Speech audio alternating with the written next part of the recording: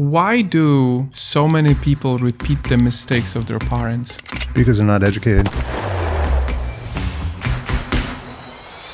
Hey Desirables, today's episode will help you understand love better. A person who has an avoidant attachment style is not avoidant to relationships. That's not it. Avoidant attachment style is I am avoiding my own emotional intensity. As a former computer scientist, Kirby Fling helps people rewire their psychology to fix their relationships. So many people step into a relationship with a I'm here to get something. Our job in relating is this. Step 1, go inward, figure out what the is actually happening inside me. Step 2, see if I can put that into words in a way that doesn't shame and blame the other person. Step 3, the number one indicator of a child's emotional well-being, do you know what it is? The quality of their happiness. My goal is to take all of this and impart it into the minds of other people so they can become practitioners in the relationship with self, but also in the relationship with a partner.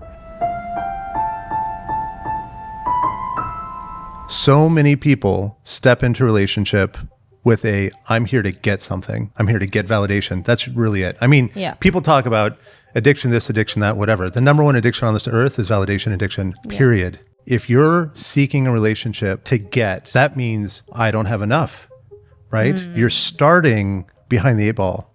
Like the very nature of the relationship is starting off in this transactional manipulative area. And then what turns out, what happens, right?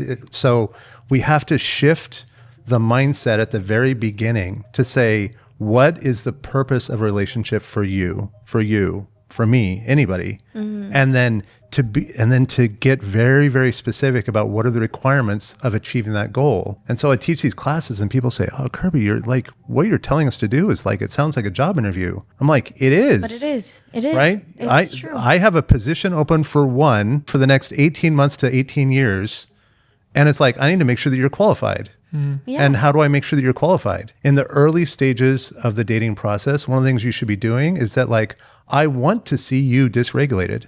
Yeah. And I want you to see me dysregulated. I want to know that when you lose your shit completely, do you cross lines that are non-negotiables for me?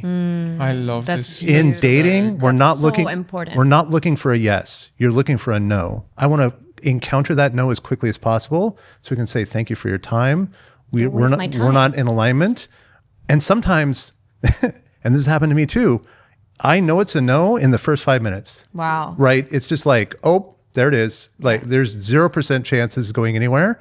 But still, I'm just like, we can still have a nice night. Yeah. There will not be a second date, but it's just like, hey, we got the dinner. I got this walk by the river, blah, blah, blah, whatever. It's just like, let's have a nice time and have as stimulating conversation as we can. And then bye-bye. Have you ever changed your mind? No. Never. That's your expert side. No, but I mean, the expert side is a recent development.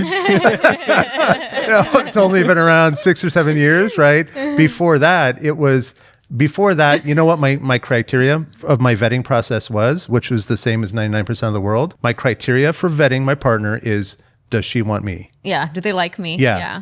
If they like me, then it's a yes. Yeah. And then I'm go over the moon. I get all the euphoria. It's and all a that very stuff. low point of entry. It is. I know, it's a very low point of like, entry. Yeah. I've not that I've been there, but I think that when you were saying it's so important to just figure out what you want. Yeah. It sounds so simple. Yeah. But it's something that most people don't do because Correct. a lot of people just kind of go for whatever is there and they're not in the driver's seat of their own lives in general already. And then that kind of extends into the dating world. I've been there. I know it's just like, I kind of like my second relationship, for example, I just literally went into a relationship because he was there. He was my best friend's brother. He was just there. He's there. Right. And that's it. Right. That's all it took. Right. And today I can look back and be like, wow, like my self-esteem was so low. Yeah. I didn't even know it was so low because on the outside I was, I had this performance going on, but I'd take breadcrumbs, right? And today I'm like, oh, wow. And then that completely changed. Before we met, I had a full list. You showed me the list. I made the cut. Good. She showed me. Yeah. I had a list straight down in the middle. To the left, must-haves, my non-negotiables, and to the right, nice-to-haves. Right. Like that was Well, it. and then you should also need the ones that are like absolute no's. Yeah, Right. Yeah, but the must-haves kind of made the absolute that no's makes sense. obvious in that sense.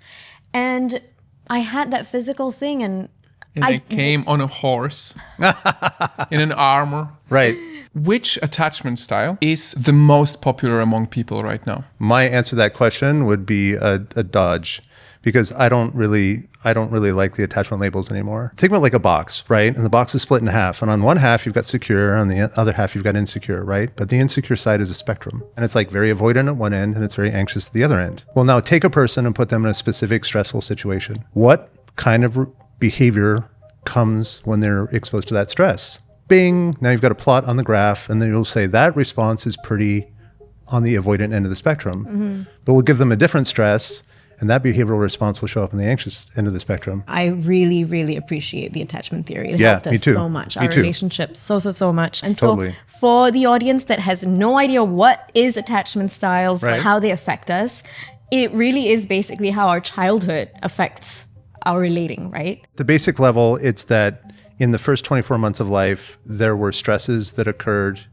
that came into your brain, right? Yes. Stressful situations. Your brain interprets those stressful situations, and then it needs to bring on some kind of response, coping, survival strategy in response to that stress. And then when that happens, your brain learns a lesson and it establishes a successful response.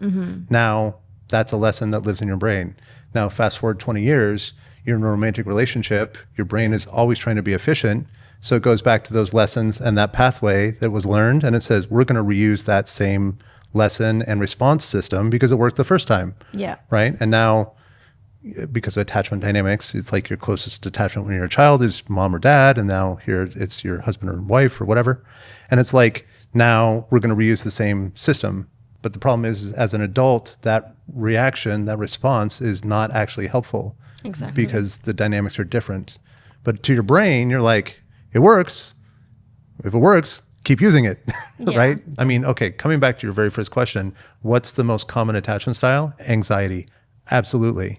Because you got all the people on the anxious side of the spectrum. And then the thing that a lot of people don't realize is underneath avoidance is anxiety. Always. Always. Yeah. You just don't feel it. Avoidance is the coping mechanism that the nervous system has adopted in order to prevent the anxiety. You saying that underneath avoidance is also anxiety. Yeah.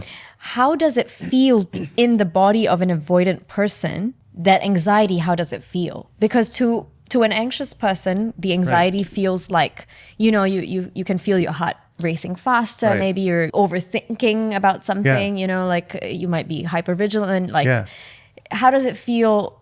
Because I would imagine, even in my situation, when I'm being avoidant, I don't think, I just pretend something's not happening. Right. And so I don't even feel the things. That's very, very right. So there's so much misconception and misinformation about avoidance on the internet right now, and so much hatred and vitriol coming from the anxious side, people with anxious proclivities. But it's like a person who has an avoidant attachment style is not avoidant to relationships. That's the thing that I hear people say all the time. That's not it. No, of course. Avoidant attachment style is I am avoiding my own emotional intensity. Yes. What that is that in that moment that I was sitting in the high chair and mom came around the corner and she looked at me and I looked at her and I'm like, come save me. And she walks away from me. Like now I've got big emotions inside me. And those big emotions caused me to cry out and fidget and whatever else, to basically cry for help.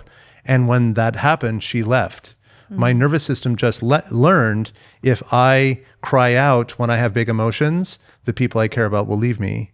And so at the deepest, most fundamental level of the subconscious, it will put these kind of protective mechanisms in place that say, no, you don't cry out. No, you don't even feel the big emotions. Because if you feel the big emotions, you're going to react. So there's these like subconscious doors that will just go clang. And, you know, so what happens is the anxiety begins and it begins arising quickly.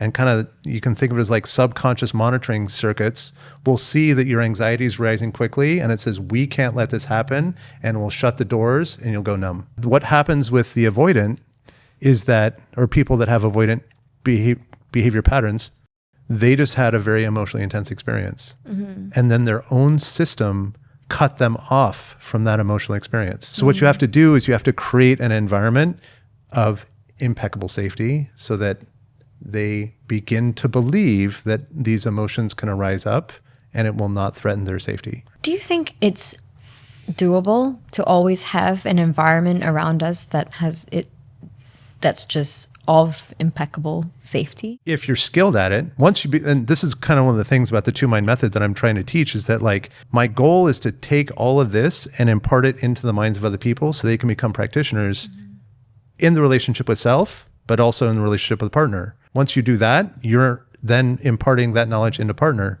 You're practicing it so they experience it and they get the feelings of safety, and then they say, well, that was kind of nice. Maybe I want to learn how to do that too. And then the pond ripples outward, right? And it's this idea that like, I have done this. Yeah. And I have done this where I've taken my knowledge of the 5 pillars. I've been in a situation, in a romantic relationship where my partner activates to an 11, right? And she's on the anxious end. And then super, super dysregulated. Okay. Like to the point that like my face was changing in her perception. She's just like, who are you? What just happened to your face? Your face just changed. And I'm like, we are going into a regressive state right now. So I increased the lighting in the room. I changed my proximity and I changed the modulation of my voice so that it's like, I'm trying to set up markers of physical safety. And I'm like, we're going to be in this so beautiful. We're going to be in this for 45 minutes because when the stress hormones peak out, this is important for you guys. When stress hormones peak to a level 10, a level 11 experience, those stress hormones are not going to go away for 45 minutes. We used to have because we don't fight like we used to anymore. Yeah. We used to have a thing that we learned. We would ask each other, what is the level now? Yeah. Because sometimes there's an issue. For me, it's a 8, and That's for beautiful. her, it's a 3. Yes. And so I'm like, oh, and she's like, it's a 3. And So so I can be even more careless then because she to me it's a know. 3. Yeah, exactly. So And then we he would feels literally unseen and ask. unheard. Exactly. And it's just this like, When we were Trauma dealing ping pong. with how to... it's a trauma ping pong. When we Yeah. were dealing with how to fight better, Yeah. that was one of the tools we discovered was helpful. What is your level out of 10? Yes. And we would always say each other. And then we also had like a safe word, but that didn't work for us.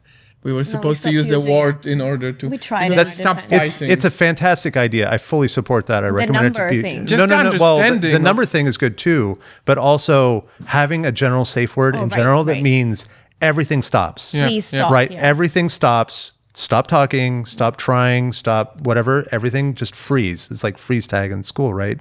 And it's say, now go to separate rooms. Yeah. You got 45 minutes to figure out a way to soothe and regulate. Because if we keep going the way we're going, it's like it's just gonna amplify, right? Yeah.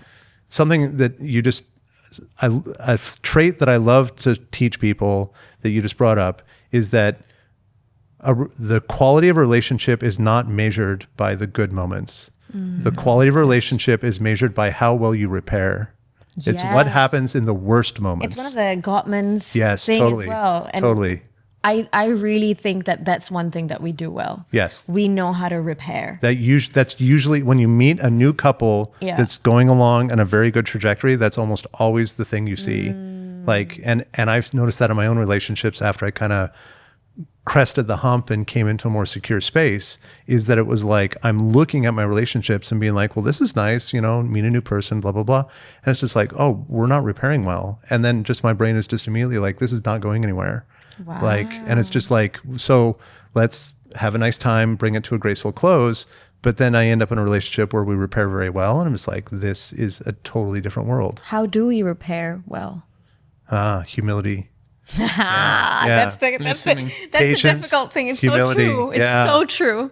It's, Ego. in the moment of dysregulation, you're only dysregulated because your nervous system is having a threat response. What the hell are you so afraid of?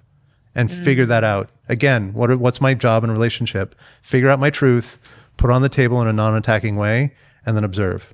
And so we're sitting here, we're super dysregulated. I'm like, ugh, and I'm feeling anger. Anger is just fear and sadness mixed up, right? I've got a whole thing on anger. But anyway, so I've got all this anger, which is my nervous system reacting. And I'm like, what the F am I so afraid of? And I'm just like, okay, I'm obviously afraid of something. There's obviously something here that my nervous system is perceiving as a threat. What is it? And I get to the point where I'm just like, I'm afraid of being in a situation where I'm investing a lot of time with someone that's just not going to value me, right? When you go down.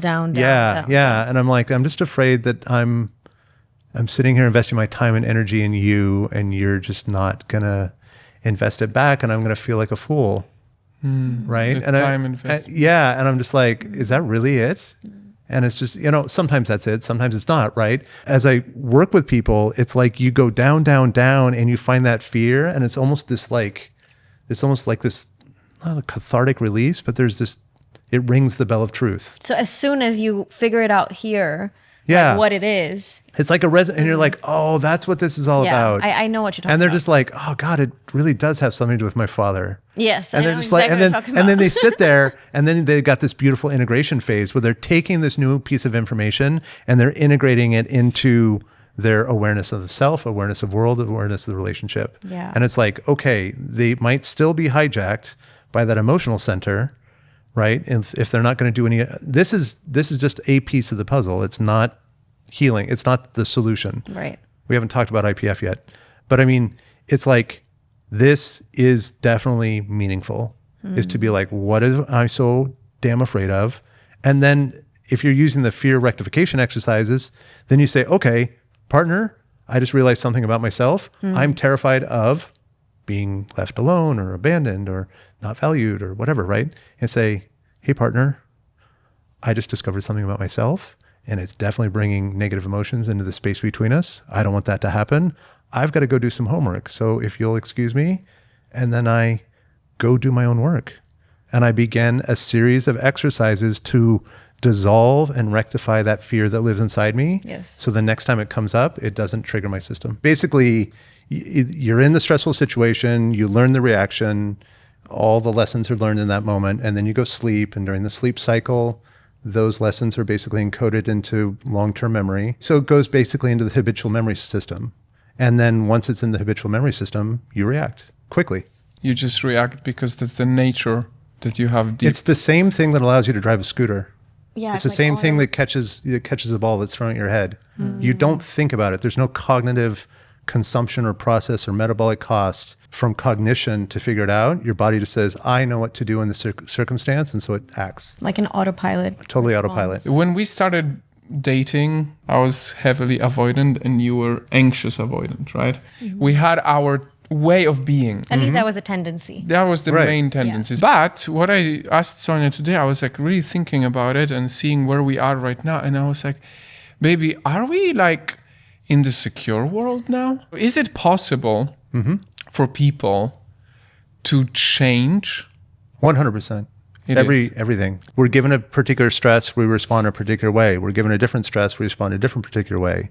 If I have a cluster of responses that are on one end of the spectrum, I'm going to be classified as anxious. If I have a cluster of responses that are on the other end of the spectrum, I'm being classified as avoidant, right? But if I'm clustered all over the place, like you and me, we're just like, what do we do? What's the label? Yeah. I got to learn all of them, right? But the thing is, every single one of those responses is driven by fear. So you take a given stress and the given fear that's arising inside that person's system, and you trace it down to the bottom, and you say, what is actually the core terror that is driving this behavioral response? Yeah. You solve that fear, that behavioral response will go away. You will no longer classify as anxious in the face of that particular stress anymore. I'm guessing what you're trying to say, and correct me if I'm wrong, is that yes, we've been given these 4 types, right? That's become more mainstream, but I'd love for you to explain them anyway. Sure.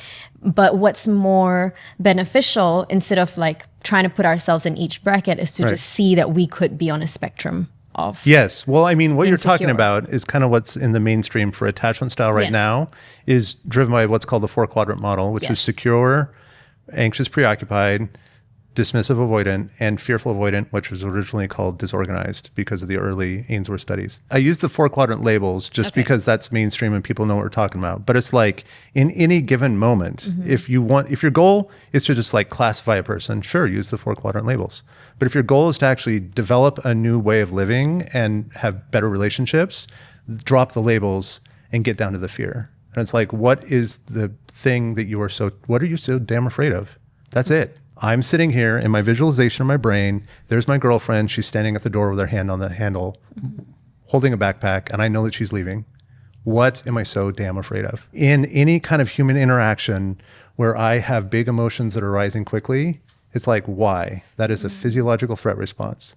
Figure out why. What is it that I'm responding to? What is the threat that I'm perceiving in this situation? And then dissect the hell out of that. And then when you dissect it, you figure out what the fear is. Then you rectify the fear, which is this process of, it's kind of like targeted exposure therapy. You rectify the fear.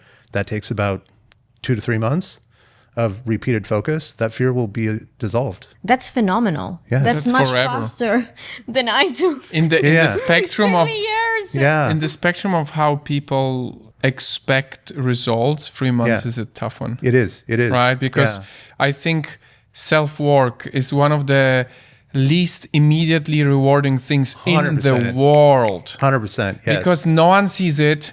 People judge it. Yep. There's no significant difference for a while. You very often have to change your environment, which means that as you change, the people around you don't support it. Yep. And you have you have to understand that, hey, I'm changing for the better. You have to have that self-assurance. Yeah, no one's going to validate this. No one's going to validate because you are slowly stepping away from the environment that you are in. You're choosing the situation you're in, and you keep choosing the partners that create such emotional turmoil. Like, it's not that I'm attracting them. It's like, no, you're choosing them. Yeah. And that's a very hard thing for people to stomach. It was very hard for me to look at myself. I was in really toxic relationships. I was abused, but I chose to be abused. Yeah, that's powerful. It was really hard. I'm glad you said that and not me. Yeah. And I understand the nuance for that as well. And it's a fine line, right? Because we live in a society which is like, don't victim shame. Yeah. But it's that fine line of not victim shaming and also taking the accountability of the parts of every situation that we have played a role in, at least the part that we've played a role in. Yes. And I know the amount of shame that accompanied that realization. Yeah. And so for anyone that's listening, how can they begin just through a conversation that they're listening today to identify, okay, where they're sort of most likely and how they can then take it down to the path that you mentioned? How do they bring it down back to the fear? Learn to recognize when your body is having a physiological threat response. Yes. Right? Cold fingers, dilating pupils, shake. Like my entire childhood, literally my entire childhood was signified by my hands are always shaking. My pupils are fluctuating in dilation. And it's like very fast twitch muscles, can't sleep, elevated blood pressure, heart rate. All the teachers thought I was on drugs because my pupils were dilated so much, literally. And I was like stone sober. I basically had all these physiological threat responses happening 24/7. And no parent around me was educated enough to see it or recognize it. It's like, oh, my entire nervous system was in a state of activated stress threat response 24/7 all the time. You say, what are the signs of a physiological threat response? And then you do an inventory of your life, working backwards. When was the last time you got super angry? When was the last time you got super terrified? When was the last time you got brain fog? Or like you have a conversation, but 3 minutes later, you can't remember the details of the conversation. Total threat response. Or the one that is most controversial is what I call euphoria, which is somebody or something walks in the door and you get so happy that you dysregulate. That's also a threat response. Really? Yeah, it's a traumatic activation. Yeah. In my world, I've not heard of that one. I've spent 18 years crawling through the desert, hungry for pizza, and I'm starving. And now pizza walks through the door. I go through the roof. And it's not even you're promising it to me.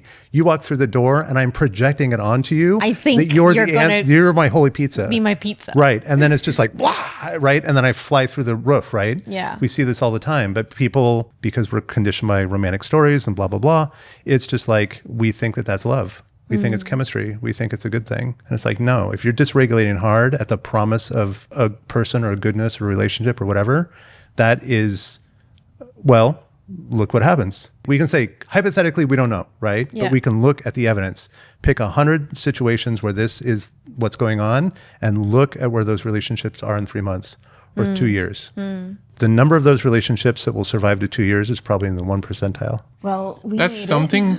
Yeah.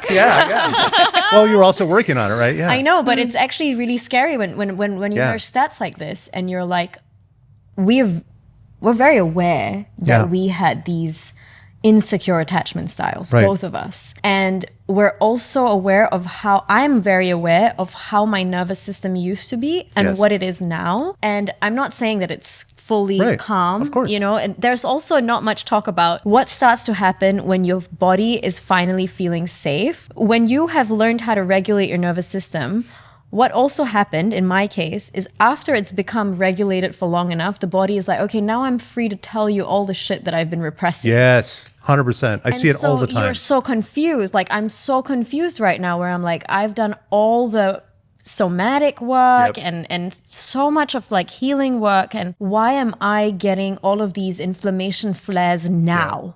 It gets worse before it gets better. Sometimes I've noticed with our team. So we're fortunate, we have a pretty large team, almost 20 people. We consider most of them family. We've worked with a lot of them for a really long time. But I've noticed time and again that no matter the strategy I use, and I definitely employ different strategies depending on who I'm speaking to. Some people, and I've understood that it must be their attachment style, seem to shut down in front of us. Okay, especially when in the face of feedback, for example. Right? And so whether our listener that's listening today is, someone who fears their boss or doesn't know how to have a conversation, like any kind of conflict. How to express themselves in the best way in the work environment, or whether they are the boss and the employer in that sense. How, both ways, right? Like, how do I deal with someone if I'm fully secure? How do I deal with someone that I care about in the work environment, which has to be professional, right? Beautiful. But I know that they're like have an anxious attachment style, for example. So there's this book that a huge amount of my work is based upon. It's called Attachment Disturbances in Adults, Treatment for Comprehensive Repair by Daniel Brown and David Elliott. In this book, he suggests that there's 5 traits that are basically needed for the formation of a secure attachment style. And so I call these the 5 pillars of attachment. The interesting bit is we can use them with a birthed child in this world to help that child form a secure attachment style in the first 24 months. We can also use them with our romantic partner because chances are our romantic partner is a wounded child, especially during moments of dysregulation. And we can also use the same 5 pillars from my relationship to myself and whatever we're going to call the seat of emotion, which I call the subconscious or inner child. So basically, I get skilled up at these 5 abilities, 5 traits, and then I can basically apply them to any interpersonal relationship. Okay, so the 5 pillars of attachment are felt safety. Everything begins and ends with felt safety, right? Felt safety, like internally. Your body's. Well, felt safety is different than known safety. Known safety is I'm going to tell you, hey, you're safe here, and it's just but it doesn't feel safe. Right? Because I fully agree. Because the brains are different, right? Language lives in the conscious mind, not the subconscious, right? You cannot convince someone that they're safe. You have to basically create an environment around them so that they begin to have the feelings of safety. Okay, how do we do that? Turns out we focus on the other 4. Number 2, attunement. Attunement is the idea that there's this big, powerful creature outside myself that wants to know my inner world. Someone that is attuned to me, they already know my inner world, and they make guesses about my desires, likes, cravings, whatever, without me having to vocalize it, right? It's a little bit like mind reading. But this is very important for a mother dealing with a child that's prelingual. The child doesn't have language yet, right? Or a partner that dysregulates so hard they lose the ability to speak, which happens often, right?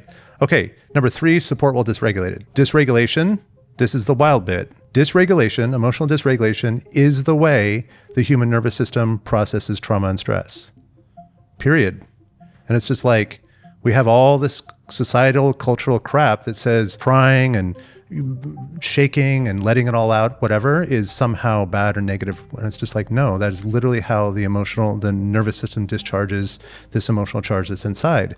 So how do we support someone while they do that? Well, we keep them physically safe and we make sure that there's no negative consequences for dysregulation. There will not be shame or blame in my presence while you are dysregulating. But that means I have to be extra stable if my partner is dysregulating to a way that she's blaming me for all of her problems. I can't get dysregulated by it. Right. So I have to recognize this is her nervous system discharging, and you do not try to teach or guide or anything. It's the only purpose during this moment is to try to help that nervous system achieve felt safety. Number 4, expressed delight. So let's say I've got a daughter. My daughter's name is Sally. I'm like, hey, Sally, I love you. And she's like, oh, thanks, Dad. Like, means nothing. But now I get a blowhorn and I go up on top of the rooftops and I shout to the whole village, I'm elated that my daughter Sally exists. She is the joy of my life. Sally can tell the difference. A 2-year-old can tell the difference. My romantic partner can tell the difference. Expressed delight is that I am delighted in your existence, not because of anything performant. You don't have to do anything to get my delight in you. And I have to express my delight in some way that involves vulnerability. So like, I'm not just going to like scribble it on a piece of paper and slip it under your door. I'm going to like, I have to face you. I'm going to vocalize it maybe to the whole world, right? Imagine those times when you're a child and you're just like, mom or dad went out and they were proud of me. Yeah. And they don't know that I'm hearing or listening, and they're talking, I'm overhearing mom talk to somebody else and she's talking about how proud she is. Yeah. That's expressed delight. Okay. Last one is support for autonomy. You get to be a separate autonomous individual.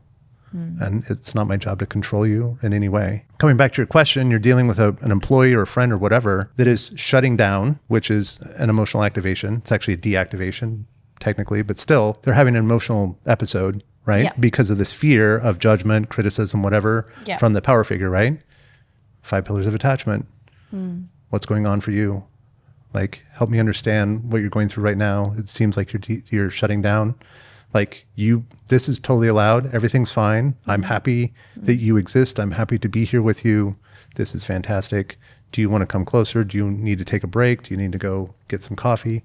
Whatever. And it's just like, in the absence of any other strategy, this is the one you use. You go to the 5 pillars of attachment, and what you're trying to do is you're trying to evoke a situation where that person will feel unquestionably safe.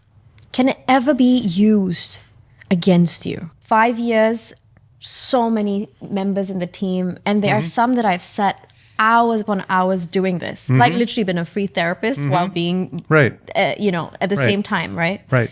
And for a lot of them, it really worked. Like, I've seen genuine change in people. And I'm not saying like it's just me. I think like they themselves are also starting to feel more comfortable in everything. They're doing their own work as well. And then there's other people that it's almost like, it's nuanced. When you are living with someone, it's different. Yeah. You have a lot more access to them. Yeah. When you are running a remote team, for example, it's very different. Right. And I feel like there are some people with my discernment that actually take advantage of your compassion. Yes. So how would you say, on the side of people that have authority figures in their life that they feel uncomfortable opening up around, these 5 pillars still work like magic? That means they can try to attain this for themselves as well. For that person, it would be like, learn about the 5 pillars of attachment and then begin applying them to your relationship to your inner child, which means you have to have a relationship with your inner child. So what is an inner child? Oh, good question. So inner child, it's the part of the mind that we don't have access to. It's the place that emotions arise from. And I kind of picture it like, here's me as 5 years old, and he's standing at this big control panel, and the control panel has all the dials and buttons and stuff for all the different emotions and hormonal releases. And then he's behind some big red curtain, right? And then he's just like, I can't talk to him directly because he doesn't speak language. Language is in the conscious mind because it's conceptual. Right. It's like the conscious mind is concept. It's concept, language, cause and effect relationships, simulations, models, logic, that kind of stuff. That's the domain of the conscious mind where we live. The subconscious mind is the domain of like emotions, imagery, associative memory, all that kind of stuff. We have 2 different memory systems inside the brain. And there's the narrative system, which we have access to. There's a couple different names for it. The narrative system. Narrative system. I think it's also called explicit memory. And then there's this other memory system, which I call the procedural memory system. And that's the one that our subconscious uses. Narrative is like, I woke up at 5 or 6 and I got my coffee and then I went to Starbucks and then I went to the gym and blah, blah, blah, blah, blah. It's like I can narrate my life in these kind of conceptual packets. The associative memory is different. The associative memory is these 2 things happen at the same time. There's probably a connection. Dog barks, food shows up. Dog barks, food shows up. Food shows up, I expect a dog bark, right? It's the whole Pavlovian thing, right? And we were talking. I cry, I get attention. Yes, exactly. Like so here's me as a baby. I'm sitting in the high chair, and I've got this sensation arising inside my body, and the sensation is not pleasant. And I'm like, what do I do with it? In the past, I make noise and I fidget and all that kind of stuff. And then the big, powerful creature, which is mom, will come and do things, and my uncomfortable feeling will go away. So this time I cry and I fidget and I make all this noise. And then she comes around the corner and she looks at me and I'm like, Mom, please come help me. Tell me it's all going to be okay. And then she's on the phone and she turns around, she walks away. Boom, attachment wound. Yeah. That and it's baby, so easy to get them as totally, well. right? Now, this is not demonizing mothers. No, like, of course no. not. It's the opposite. It's that this is life. This is the way we operate. We all have them. No one's perfect, right? Yeah. It's not try to prevent them. It's try to understand them when they happen and then rectify the situation as quickly as possible so it doesn't turn into a long-term kind of attachment trauma. That's it, right? I'm in the world where it's like, I want to restructure society so that mothers have everything. You guys probably know this, but like the number one indicator of a child's emotional well-being, the quality of a mother's happiness. So this is probably worth saying is that, like, you know, I come from engineering, and in engineering we've got a key target, right? Mm-hmm. That there's some goal that we're working towards. So I'm like, what is my goal in this? And my goal is this: prevention of attachment wounds in the next generation of children. How do we do that? But we can't prevent it, you said. So can I ask you then? Yeah. Why do so many people repeat the mistakes of their parents? Because they're not educated, and they've not skilled. Like we don't live in a culture that actually skills people up in the way that they need to be. We're not being taught the skills we need in order to prevent attachment wounds from forming in the next generation. We're not taught the skills we need to heal and rectify the attachment wounds that I have inside me. My goal is to prevent attachment wounds in the next generation of children. The best way to do that is to make sure the mothers become experts on attachment theory and recognition of when an attachment wound is forming and how to prevent the long-term establishment of that. The way to do that is to make sure the mother is grounded in herself very well. In this book that I was talking about earlier, they did this study with mothers of new children, and they evaluated the children by this metric that's basically unresolved loss and trauma. And for the women that scored very high on unresolved loss and trauma, 85% of the children had insecure attachment style. And of that, it was an exceptionally high number that were fearful, avoidant, or disorganized. And of that, there was an exceptionally high number that turned into borderline, right? And so it's like, this stuff we've got lots of clinical evidence that shows these links, right? So what we do to protect the next generation of children is we do everything possible to help the mothers have an ideal environment for the raising of those children. What's the best way to do that? Make sure that they've got ideal partners that also understand this. How do we do that? We work backwards and help the women choose better men. And thank you, God. Thank you, God. I became the right man with you. I became the right man with you. Looking at our journey, I really came up with my saying that a couple that learns together stays together. Because like we would inspire each other to work on the character traits that are needed for both of us to be happy, and so we would learn. Right. So where do you decide at which point which aspects are meant to be actually worked on together as a relationship, and which are for you alone to work through? In my opinion, there is no together. All of them are. It's alone. all me, because I can't control anybody else. The thing is, I wouldn't achieve the things I've achieved if I did it alone. Well, but but I'm curious. What do you mean you did it alone? You did do it alone. She's inspiring you, but it's you your work. alone. Yeah. I mean, I do alone, but you help me. But I'm just the inspiration. The work that's being done somatically in your body is all you. Yeah, of course. But without you, these things would not be possible. I'm just a catalyst. I get what you mean. Yeah, I'm with you. Thing about we're going to work on this together, I see that as I'm just collecting data. Right. I'm collecting data to inform my personal work. The computer scientist. Exactly. I am the computer scientist. I see what both of you mean. I am collecting data points. I understand. Like my partner is showing me things, telling me things, maybe highlighting aspects of myself that I don't want to see or whatever. And like I am collecting all that data that's coming into my nervous system because that's the only one I have access to. And now I go and do my own work, and I take that data and I integrate, focus, whatever. And it always. That makes sense. Always. You know, Sonia was saying something that made me think. I was saying that love can seem so hard when we don't have the tools and we feel like we need to navigate it all alone. Yeah, I feel like we've gotten used to this concept that love must be either self-love or maybe love with a partner. But how about learning about love in a group of people who want to be better at it?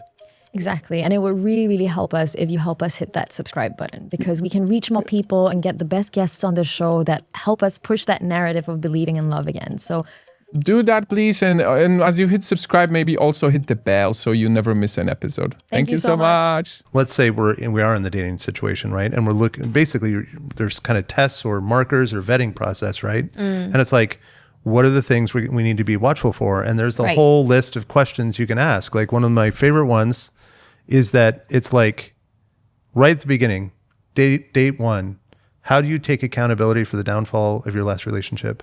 In what ways do you take accountability? I love this question so much. Isn't that like, that's a killer? You're sitting here, you guys are having a conflict, and he's shutting down or he's pulling away, right? And now you're sitting there being like, and you're asking me, it's like, well, what can I do about this, right? Well, and this comes up a lot and it's difficult for people to understand. And I feel very strange sitting here saying it because I've spent so much of my life dysregulated. It's like in any situation where I'm having conflict or friction with another human being, I have two options. I can be like, I want you to be different than you are, which is toxic, or I can make myself immune from that conflict. The second one, I always have power and agency over. The first one, I never have power and agency over. I can say, I want you to be someone that doesn't shut down. Great. I have now rejected you at the most core, basic, survival-oriented aspect of your nervous system. You are a person that shuts down. And I'm like, I don't like that because it feels bad. Right. Okay. To me, it's inconvenient for me. It's inconvenient for me. Difficult emotions arise inside me when you shut down. Yeah. It's like, okay, who's bringing toxicity to that relationship?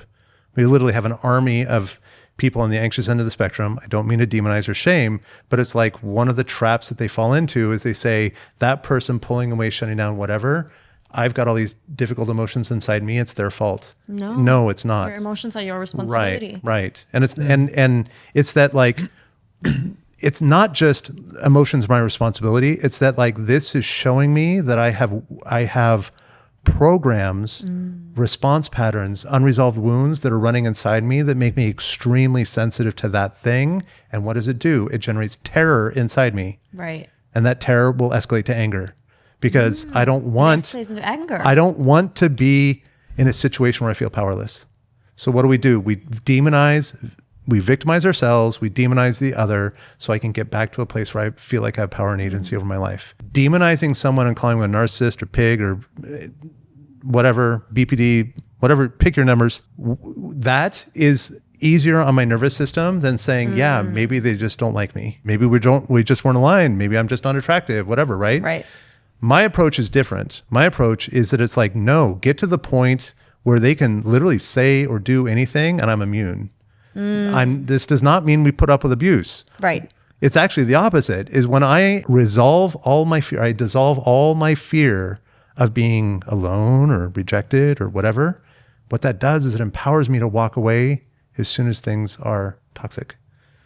I'm not afraid of being alone, so I can walk as soon as this relationship doesn't serve me. You're in the situation where he's pulling away, you've got difficult emotions, and you don't like it, and you're like, what can I do about this?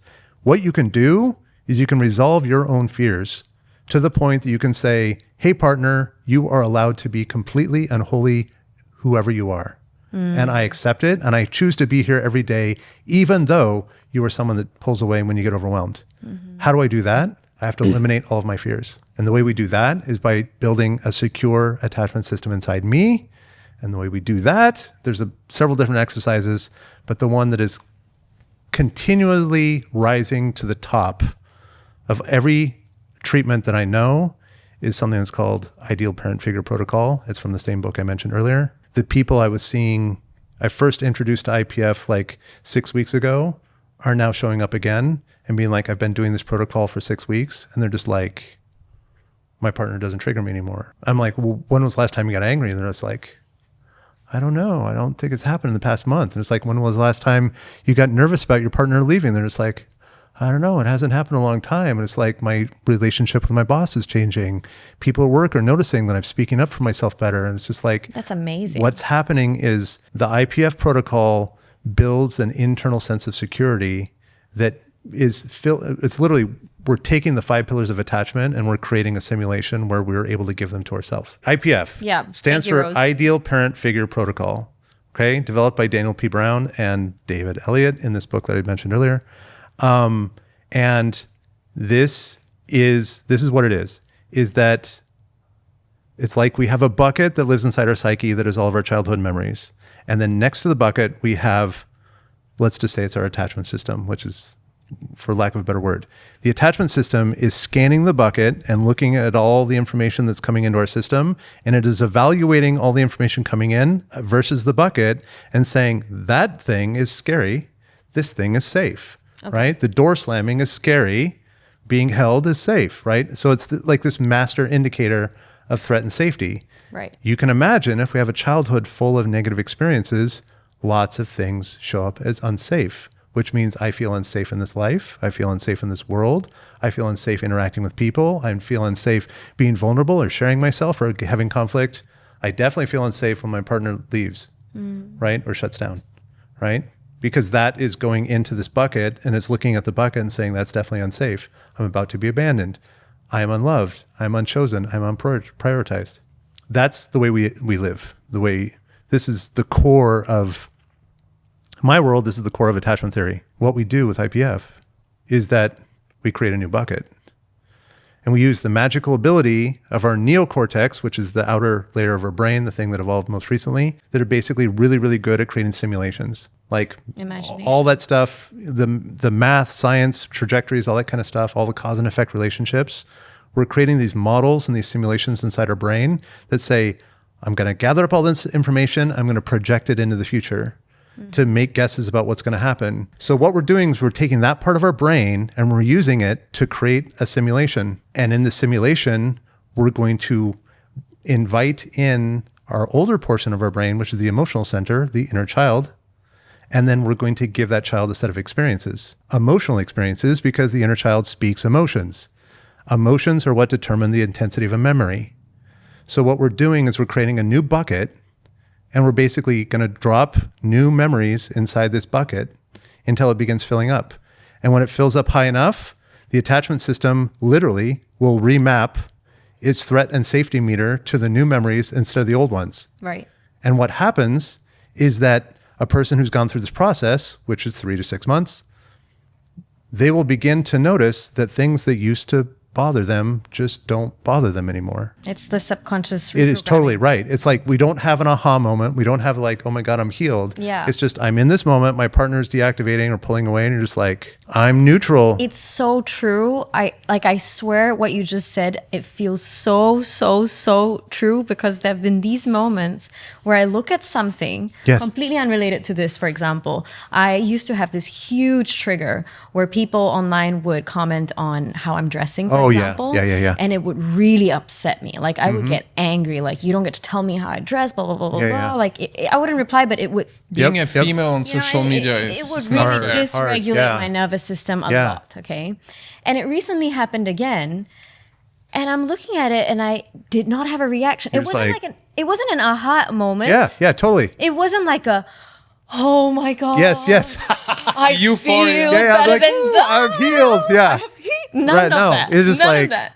Yeah. I just felt nothing. Yeah, it's neutral. And then I felt neutral. And then I noticed that I felt neutral. And then I felt so happy. Yes. Totally makes sense. Baby, oh my God, I have something to tell you. Right. I have to tell you that I had no reaction. Yeah. And that felt so good. But the thing itself didn't actually create any emotion. Totally. It was the realization that, look it's a victory moment. Like, it's like a win. It's like you said, these are the things that are not getting like recognized, like the personal work, but it happened, and I just felt that joy, and I really agree. Totally with the you. way this works. So, like, kind of the cornerstones of my method are that we use IPF protocol to basically rewire the nervous system. It's like lifting the house up and changing the foundation and then drop the house back down. And internal unhelpful programs of our childhood kind of begin to diminish. We stop being driven by those fears. Right. And then over here, we're doing the fear rectification process where we're intentionally looking at our fear, facing it, and dissolving it. And so what happens is kind of we have these two major forces in our life that are bringing in fear that's dominating our system. We're erasing those fears. And what happens is, what's left in the middle? What's left in the middle is just me. So that's kind of the theory of IPF. Now the practice, basically it's you pick a childhood location that you have positive associations with. You're just like living room, which is concept. But now think about how much dust is on the floor of that living room. And then you got to go in there and you got to look. That pulls you in deeper, increases theta waves, a bunch of other neat stuff. You stop thinking about the living room and you start becoming in the living room. Right. Now we've successfully tricked the subconscious into believing we're there. And in this room, you're 5 years old. You got small 5-year-old hands. Your eyes are closer to the ground. You're doing 5-year-old activities. And then into that space, you bring in an actor that's playing your parent. The parent you have the worst relationship with.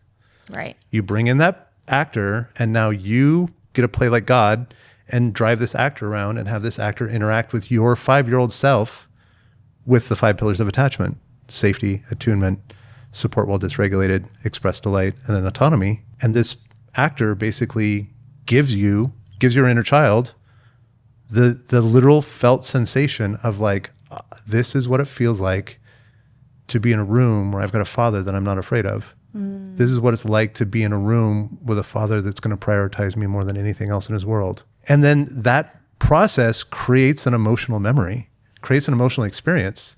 Because the mind believes it's real. Absolutely. That's the most important Fascinating thing. stuff, Yeah. honestly. Right. It's like you're literally like kind of strangely self-hypnotically gaslighting yourself into a positive childhood memory. Positively gaslighting Yes, yourself. positively gaslighting yourself. And every time you do that, you drop a memory in the bucket.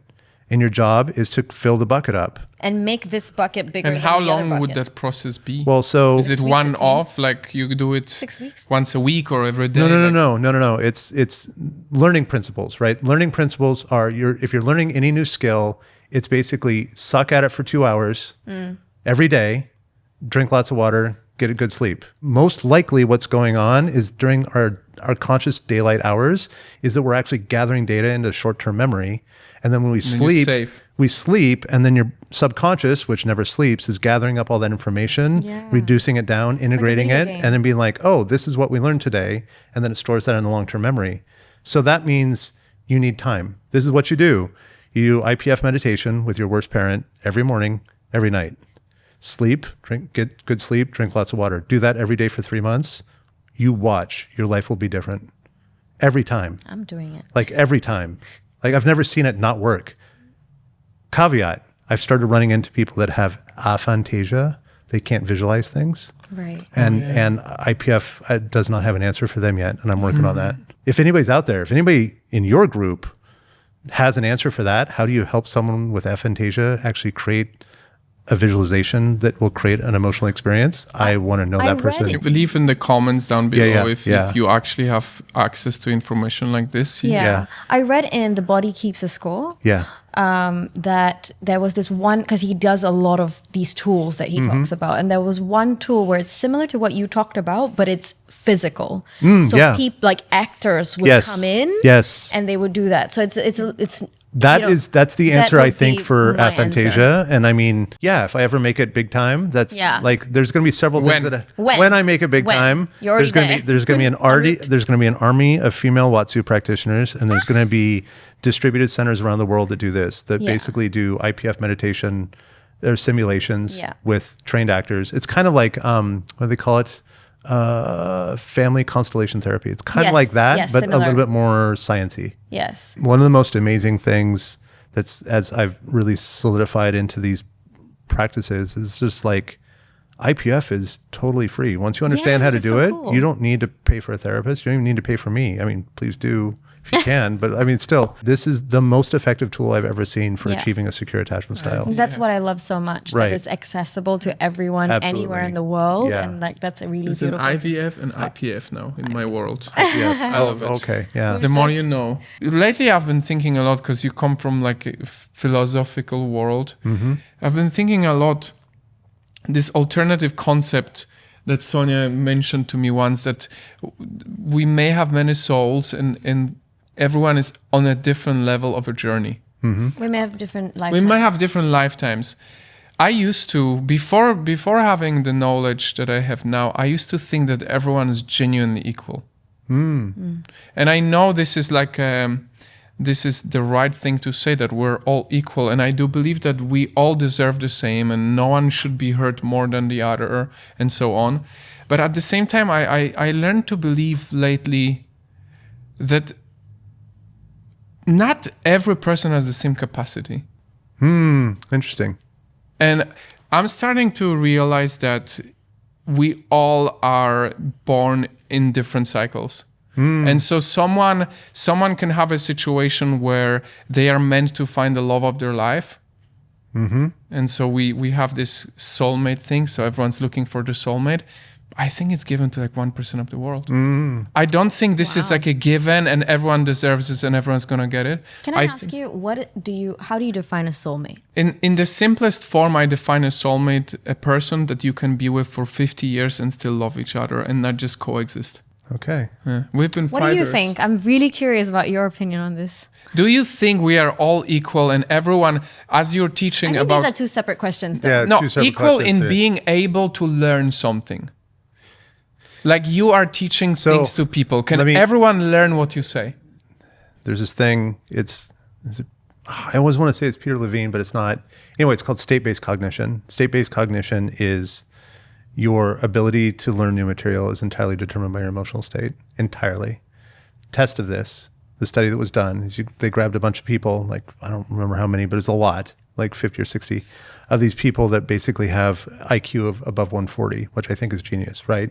They take them in this room, they give them this IQ test, they all score, and they're like, yeah, a bunch of smart people in a room. Well, now they take them next door, and they go like Clockwork Orange style, and they expose them to all these like horrific imagery and terrible grating sound, all that kind of stuff, to the point that they're just like, take them back in the first room, take the IQ test again, they score 90. You can have an IQ drop of 40 points or more if you're emotionally dysregulated. Now, take a child, put them in a situation where their home environment is stressful. They're dealing with who knows how many unresolved traumas that are creating a consistent sequence of fight or flight responses throughout their life. Been there. Right. And it's just like, and now we're going to try to teach them something.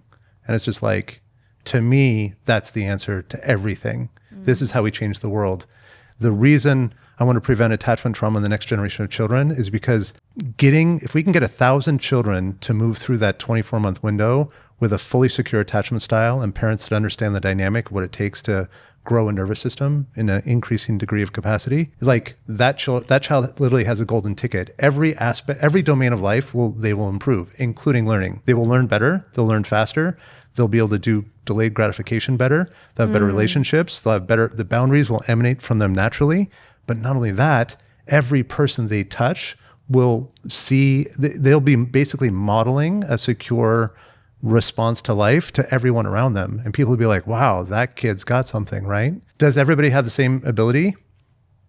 At birth, maybe, right? It's a human brain, right? But 3 months later, they've had different experiences. Yeah. At a point that the brain is extremely vulnerable and building 20 million neural pathways every second or whatever the hell that is.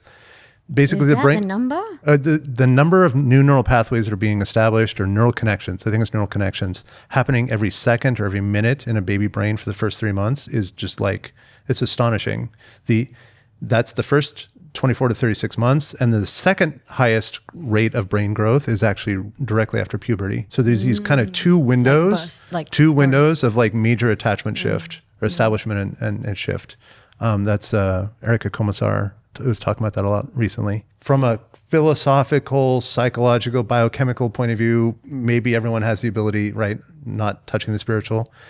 Yeah, maybe, right? But again, 3 weeks, 3 months later, those children have now had different experiences. It's more about why. Maybe people don't have the same ability, but we have to understand why. And it may not be an inherent lack of capacity, but rather a lived experience that prevents them from having the ability that is the same as the one that has no emotional issues, for example. And I mean, just thinking about myself, like for a very, very long time, I thought I was dumb just because I did really, really bad in school. And then once my life started becoming less chaotic and my situations, like, it's not a chaos, I started doing really well and I wasn't even really trying. Yeah. And I'm considered intelligent in every group of people that has told me. Yeah. And I don't mean that in like an arrogant way. Yeah. I think I'm an intelligent person. Right. But I would have really gone my whole life thinking I'm dumb if I never got to live a life where I'm actually emotionally stable. Yes. Think about this. You've got a 7-year-old, 10-year-old, 17-year-old, okay? Like some child, and they're in this some kind of formalized public school system. The human brain is not optimized for math or science or anything. Thank you so much for saying that. My inner child is thanking the shit out of me teacher, please hear this. My brain was never optimized for math. So what's the human brain optimized for? Figuring shit out. Yeah, problem solving. And social status. Social status. Yes. Really? Because we're social primates. If I get exonerated or excommunicated from the tribe, I will die on the plains of the Serengeti because I'm going to be eaten by a leopard. A single primate is a dead primate. Period. Right? Damn. Primates have no strength in the world of nature by themselves. But you put us together in a pack or a tribe, we will subjugate the entire planet to our will. That is the power of social primates. Okay, so our brain is completely optimized for monitoring social status. We literally have entire special subsections of the brain that are constantly monitoring social status. Do you feel like, I really have to ask this question, do you feel like some people have that more than others? Well, yeah, because it's survival. This is actually what I'm getting at. You've got your 17-year-old student in school or 7-year-old or whatever, and the brain is optimized for monitoring social status. And I'm sitting here in school trying to survive. And there's these people here that are shaming me or bullying me or whatever, right? Like my survivability in my tribe is being threatened. And you want to teach me math? Go F yourself. That's what that kid's nervous system is saying. You have to create an environment where that nervous system is able to achieve a felt sense, a deep, abiding sense of safety. I will be okay in 10 minutes, I will be okay tomorrow, I will be okay next month, right? I have what I need. I'm sustained, held, nurtured, cared for, touched, like all the core needs of the nervous system, those are all being provided for. Then we say, okay, now try and learn math. It's so crazy to me as you say all of these things out loud, and I put into perspective the 5 pillars that you mentioned, like how many kids in this world don't have that. No, they don't. It's so insane. Then there's like so many other people and they don't even have access to school or clean water. And then, you know, and but hold on there. And because this comes up a lot, and I got this a lot in my studies and stuff as I was researching this. And it's just like, well, because I went and spent time in East Africa, and like, here's these kids that like, they don't have access to clean water or school or whatever, right? But yet, from an attachment point of view, they're not super healthy, not like the kids here, but like they're not as bad off as a American brain would think they would be, because they actually have tribe. They're held. Community. There's this community bit. There's all these things. There's these children all over the world that are like not as bad off as we would think they are. In fact, there's a damn sight better than American kids because they've got all this stuff. And I'm like, this is teaching us that attachment is far, far, far more important. Like all the stuff we're talking about in attachment is far more important than all this STEM stuff, right? The sciences and math and all those other kind of things. It's just like solve the attachment needs first, then bring in the other stuff. Pick any size of tribe, right? You can do family of 3, or you can do small village of 10 or 38, which is kind of like what they think is the typical tribal size going back into history, 35, 38, something like that. Really? And, yeah. Because it's like when they do the studies, they find out that a human brain struggles to maintain connection with more than 35 individuals at a time. So let's say our tribe is, at the upper end, it's like in the high 30s, and at the lower end, it's like 3. It's nuclear family, right? In any given unit, there's going to be a social hierarchy. Where am I in that social hierarchy? And I'm going to do everything I can to make sure I'm not at the bottom, because the person at the bottom runs the risk of being excluded. So it's less important to most of us just innately to be right on top than to be not at the bottom. Yeah, probably. Okay. But you increase, the higher you get to the top, increases sexual selection, sexual availability. If you're sitting at the top on either side, any gender, whatever your preference is, if you're sitting at the top of the social hierarchy, you have more sexual options, more reproductive options. I think that's the way. That's the best dating profiles on Tinder. Totally. The most swipes. All right. The chief of the village. Yeah. The alphas or whatever. Also makes me think of like animals, you know, because we were looking at I mean, we are also primal in the are. essence of like our instincts we really and are. so on. Yeah. Right, totally. Much more than we think and realize. Yeah. In the Western cultures, grand expression of emotional intensity is shunned, Yeah. is shamed. So you can grab any group of boys or girls, really, mostly boys, any group of boys in a Western country and then send them out onto the street, and one of them just goes nuts in happiness and joy and doing backflips or whatever else, and his friends are going to be like, dude, you're too much, like stop. Yeah. Right? Singapore was the same actually. Totally, right? Totally. Like, and it seems to be something we've inherited from whoever weird. colonized us, right? It's weird, actually. It's weird. Like I was looking at my cousin who's like 15. Yeah. And it reminded me of myself when I was also 15. Yeah. In every picture, right, he's just like, Yep.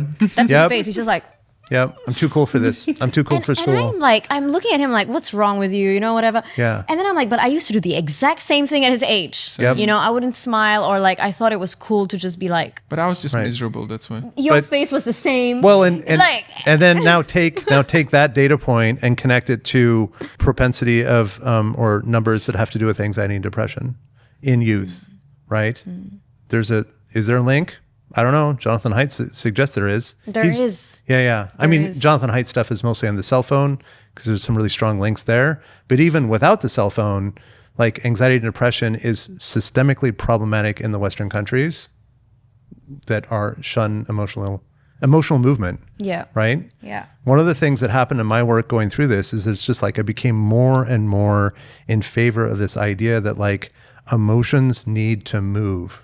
And time to name drop another of my heroes, which is Lisa Feldman Barrett. She's probably the superhero of emotional research right now.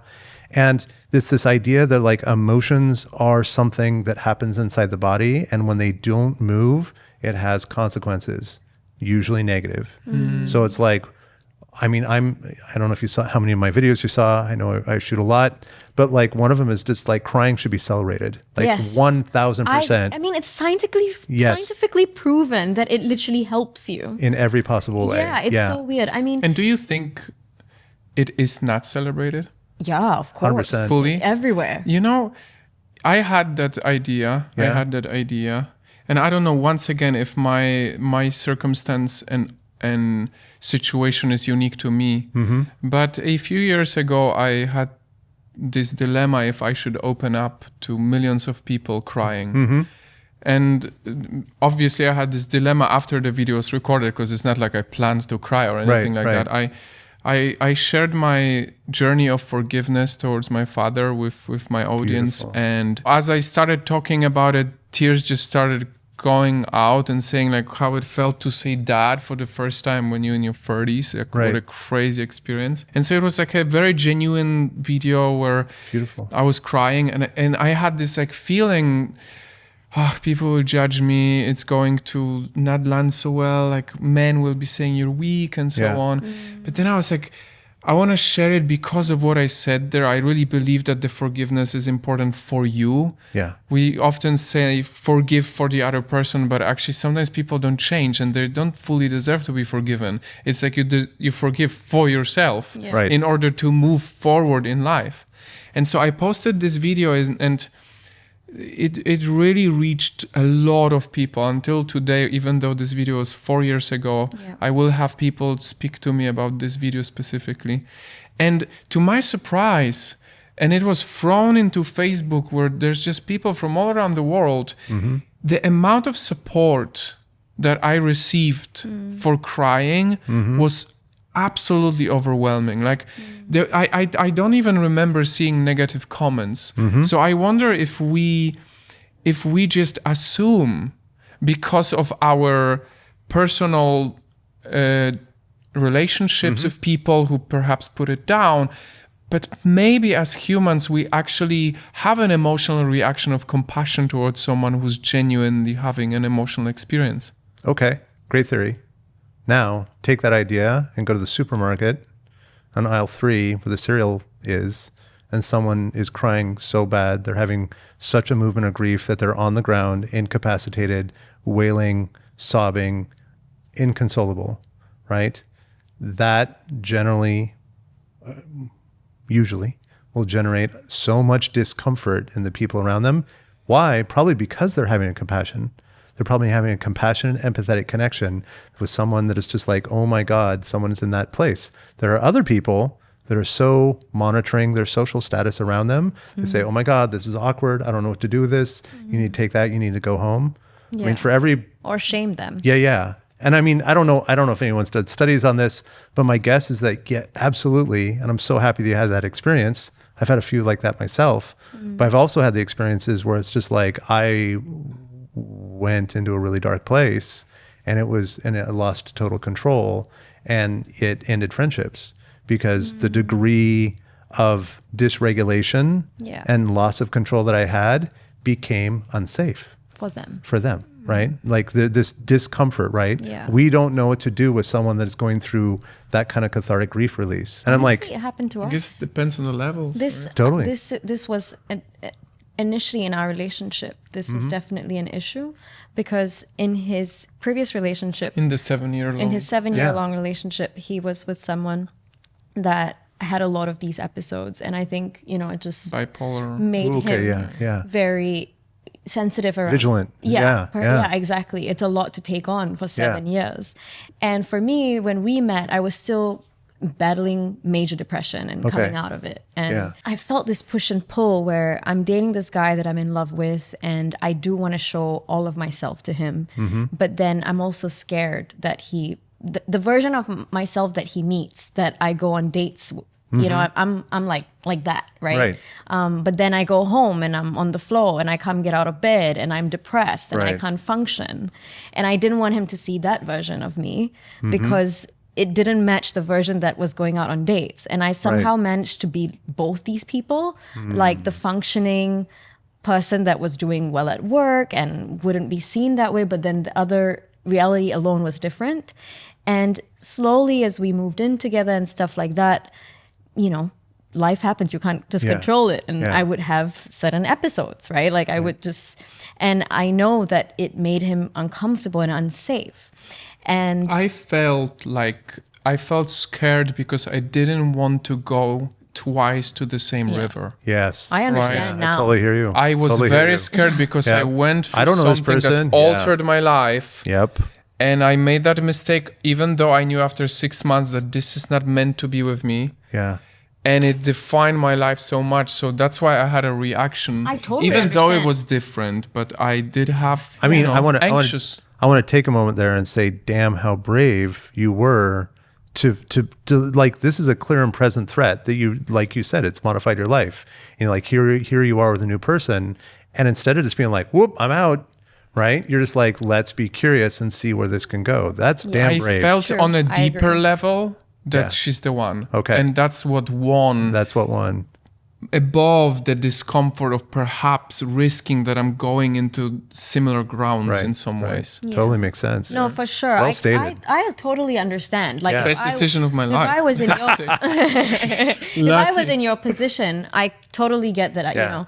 But when you're new and dating, you don't understand the nuances of these things. Right. And for me, like I almost just ended my life. So for me, it's like, now I'm going to lose my partner. And so I would leave the house and do my emotional stuff elsewhere and then come back. And so then I became my own type of avoidant as well. And I felt like I was unsafe to be fully me. Yeah. And I think that it was only with time and communicating and me understanding his picture, him seeing that like with or without me, she's on the journey of self-healing. Because that I was, like you said, I had just one goal. How do I stop this pain? Yeah. And I just went for it, right? Sonia genuinely overcame depression.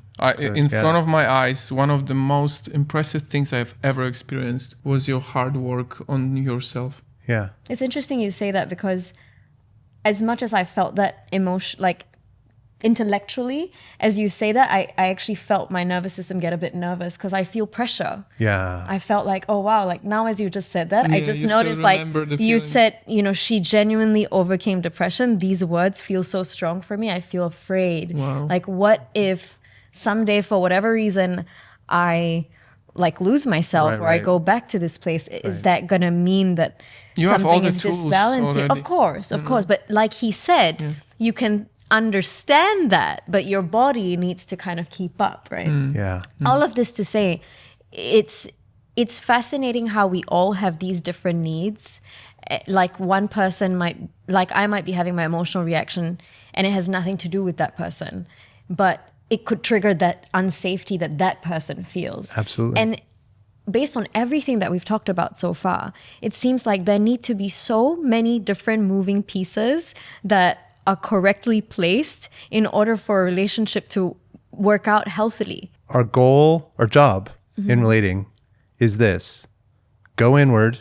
Step 1, go inward, figure out what the fuck is actually happening inside me. Step 2, see if I can put that into words in a way that doesn't shame and blame the other person. Step 3, watch. What I'm saying is that the process of relating starts with knowing myself. Yeah. And then I put it on the table and I say, can I describe my inner world? Right now, I'm a person sitting on a couch having an experience. Can I describe that experience? And that's really all I got to do. I just have to describe the experience I'm having. Sometimes it'll be like, I'm a person sitting on a couch feeling a lot of judgment. Yeah. I don't know why I'm feeling judgment. Oh, yeah. Or maybe I do know why I'm feeling judgment, or I can connect it to other things. But I can describe it in a way where it's just like, you're not responsible for the things that I'm feeling, right? And so I can say, this is my truth. This is a true experience that I'm having. And I describe it, I put it on the table and say, this is the experience I'm having. This is who I am. This is the way I react. This is the emotions I'm feeling, whatever.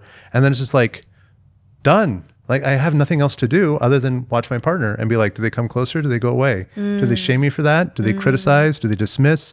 Do they get hostile or angry, whatever? If any of those things happen, they just told me everything I need to know about the future of this relationship.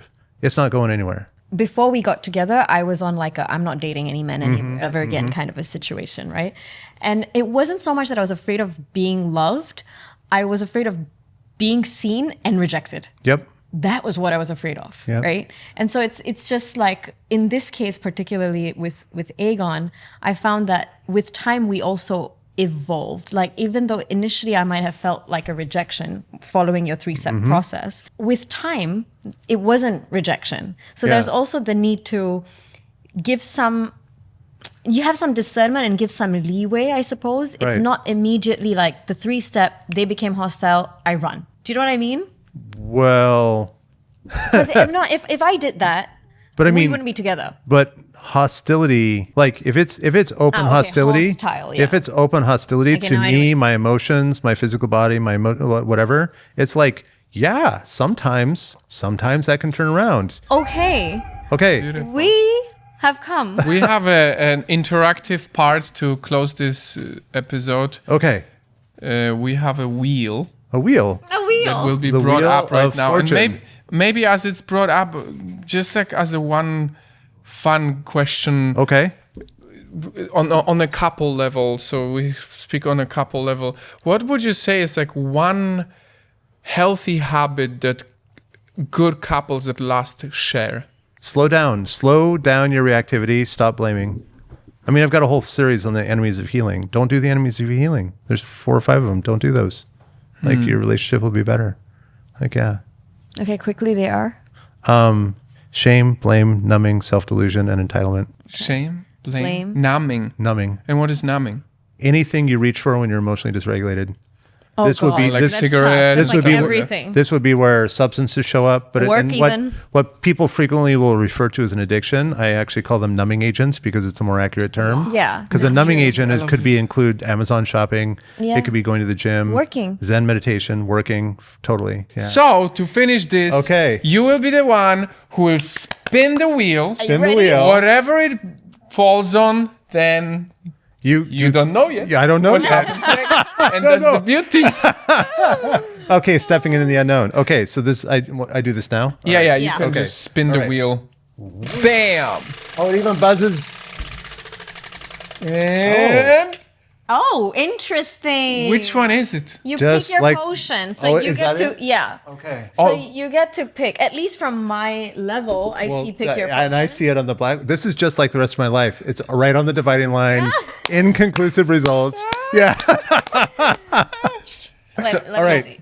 we have a dating profile choice, or you can choose any of these. Yeah, pick your potion, so you can pick any of these, basically. And the fun fact is that you have no idea what these things mean. The dating profile one sounds super juicy. Great. Yeah, we have. Super juicy to me right now. Okay, great. Okay. All right, let me add it. Brian from Texas submitted his profile. Okay. And I will give you my phone, and you'll just swipe to see more about Brian, okay?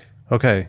Wait, so, okay. Whoops. So in the future, for everyone who's listening or watching, this podcast is about you, our viewers and listeners. We want you to be part of it as well. And so yesterday we asked our audience to submit their dating profiles, and we selected Brian to be our case study. So thank you, Brian, because I know it takes quite a lot to put yourself out there in front of the people. Okay, so we have Brian, 33, serious, good, responsible man looking for a serious, good, responsible woman. And then the next paragraph, which is just don't waste my time with silly small talk questions like what do you do and what is your zodiac and what makes you happy and how's the weather, etc. This one about like don't waste my time is already coming across with a judgmental statement that is going to, of course, this is my gut instinct on this, but like what I see in that is that some people are going to be put off by that if they already kind of have unresolved latent shame wounds. It's like, don't waste my time. And it's like, and there's going to be this other group of people that are going to come up and be like, well, who the hell are you to tell me that I'm wasting your time? You know, they've kind of got this defensive-ness towards criticality, which if this is a true statement of his personality, that's fine. Then you've just already filtered a bunch of people, right? That's the thing about dating is that like, be real with raw edges, like rough edges, because the people that align with you, I guess we didn't really say this earlier, but it's like, you are critical, you are on job interview, you are being restrictive, you are trying to exclude, because the thing is that when you're very, very excluding, the people that align really align. Yeah. And then you're not wasting time on people that are partial alignments, right? And so a lot of people are going to look at this and say, well, don't waste my time. That kind of sets kind of a negative tone. But the thing is, like, there's going to be some woman that's sassy and you know, playful or whatever, hopefully. A bit sarcastic. Yeah, maybe sarcastic. She feels the same way. Totally. And she's going to see that and be like, oh yeah, it totally resonates with me. Yeah. So in that way, it's good. Now there's a match in mentality. Totally. And then Christianity is frequently a dividing factor, a divisive factor. So being really clear about that up front. Did he say something about wanting kids? That's the other kind of main one. Does not have kids. Doesn't say he wants them.